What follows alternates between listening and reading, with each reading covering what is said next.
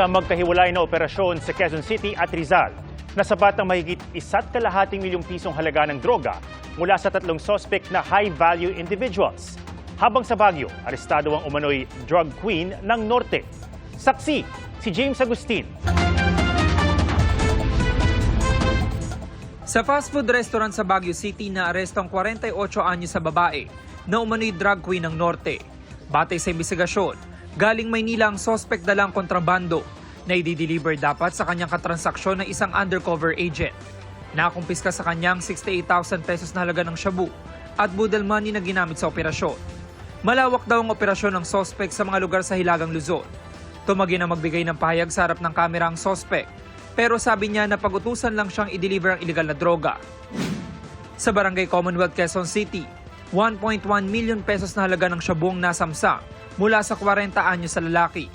Itinuturing siyang high-value individual na nag-ooperate sa ilang barangay sa lungsod. Itong ibang poser sa nearby barangay at karatig lugar ay sa kanya po kumukuha ng illegal na droga. Usually, kaliwaan po yan, at minsan naman ay through online transaction.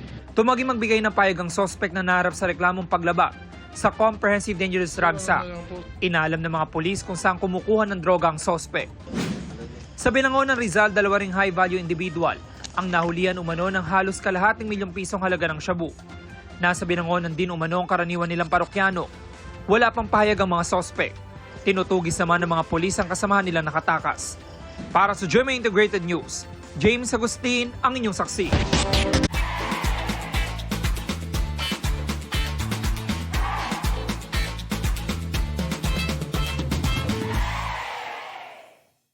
Mga kapuso, sama-sama tayong maging saksi.